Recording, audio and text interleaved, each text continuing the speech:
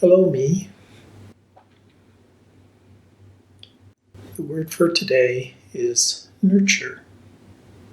Nurture as in growth, as in taking care of someone or something so that it will grow to achieve its fullest potential.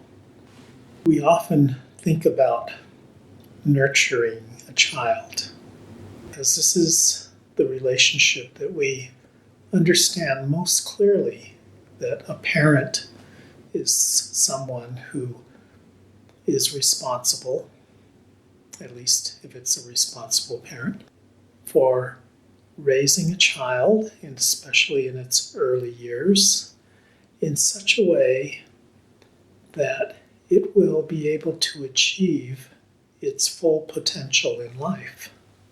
Because when an infant is born, we see that newborn infant as having the maximum possible potential of any human being. This is also true for plants and animals. The newborn puppy, kitten, the young sprout as it emerges from the soil. All of these are looked upon as having unlimited potential.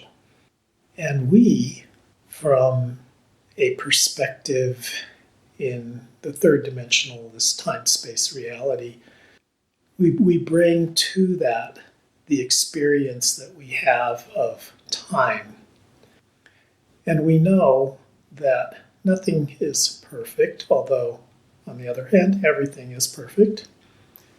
But we know that that new entity, that new being that's come into this physical time-space reality will have challenges, but will also have enormous opportunity.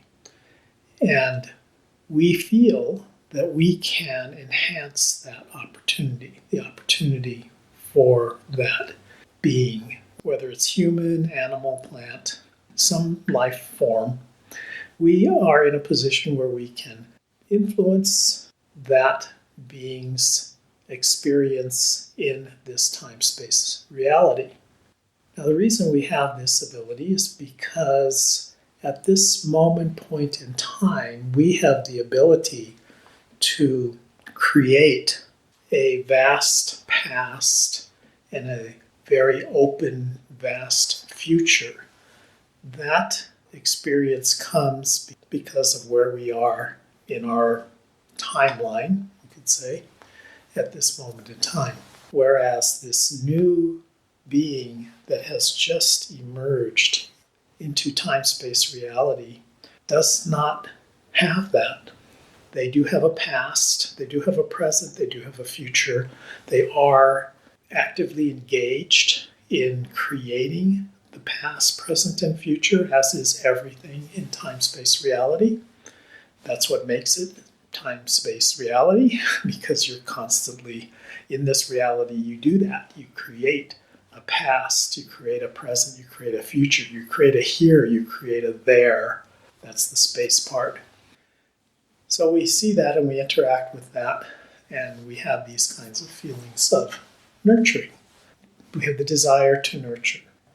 Different beings will interpret that nurturing desire in different ways because of the things that they have come to believe in, their beliefs in terms of their past, their present, and their future.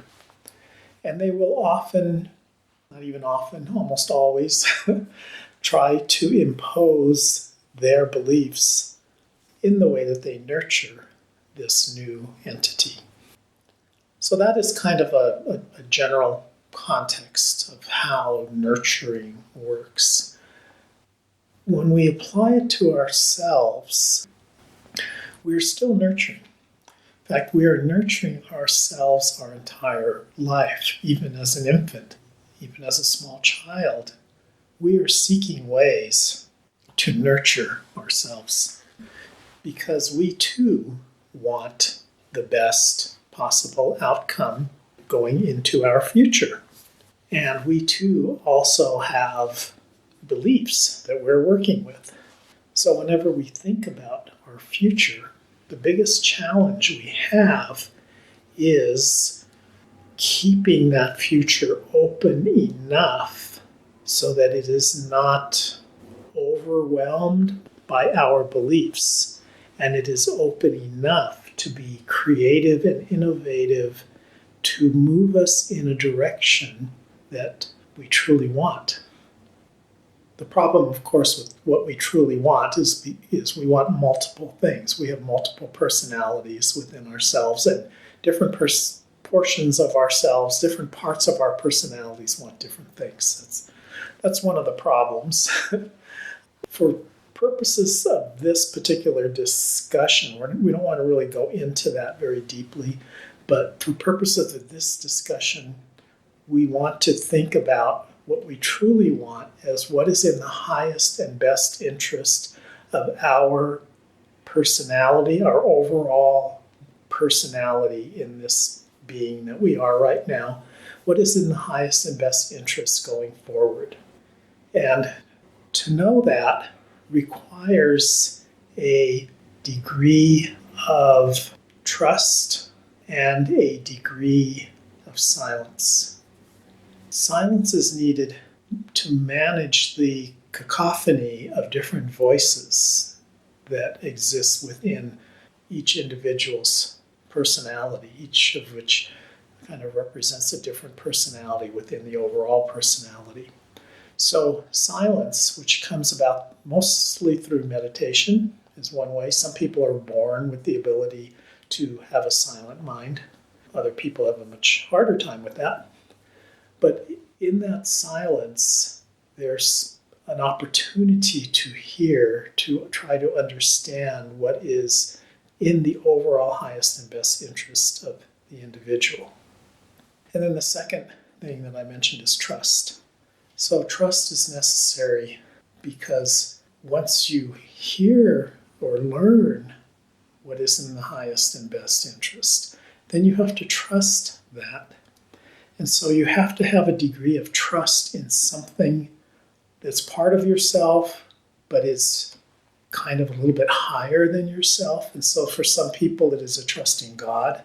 For some people, it is a trust in their higher self.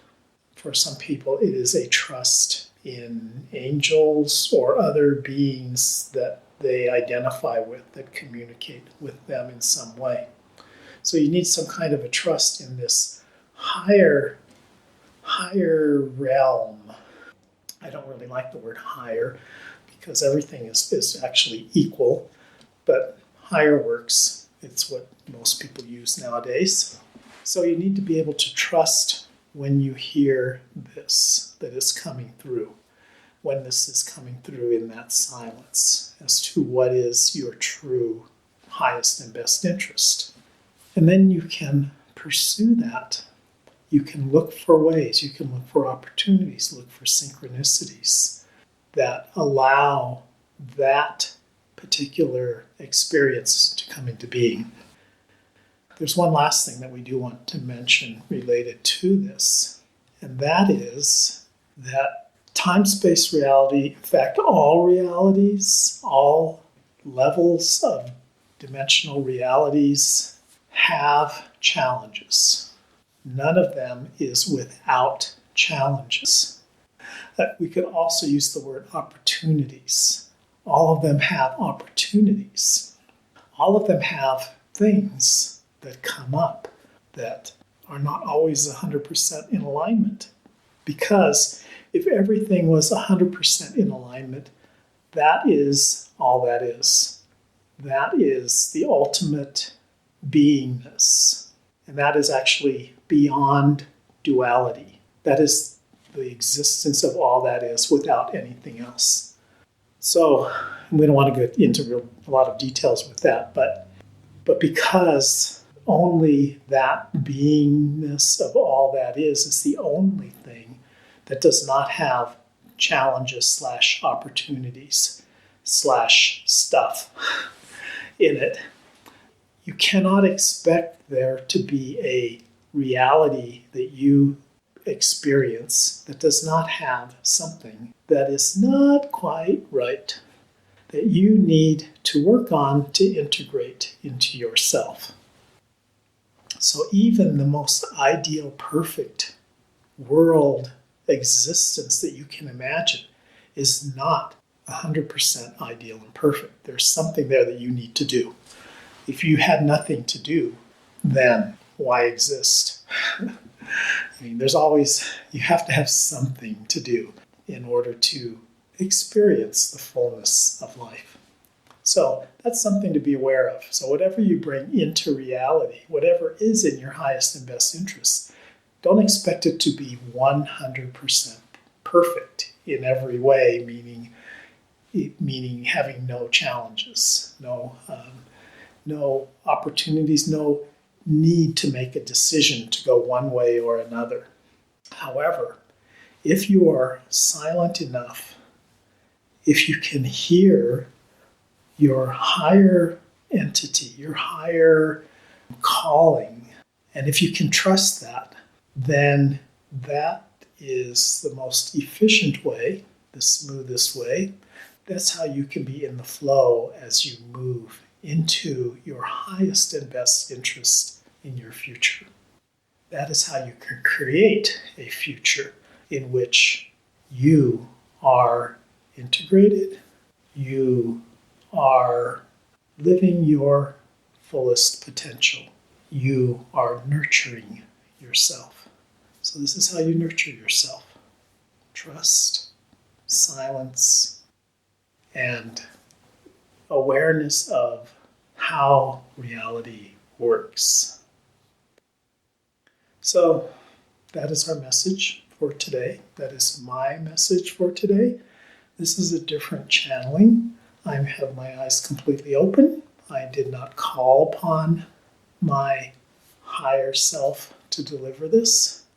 I am working to integrate my higher self into myself as an everyday living experience. And this is something that I'm actually doing as part of a course with a channeler in Sedona named Lincoln Gergar. And I think it might be working. Anyway, thank you. We love you for listening to this. We love you and hope that the message that I'm delivering today is of some benefit to how you take care of yourself in these particularly challenging times of the COVID-19 pandemic. You need to nurture yourself. The whole planet needs nurturing. Namaste.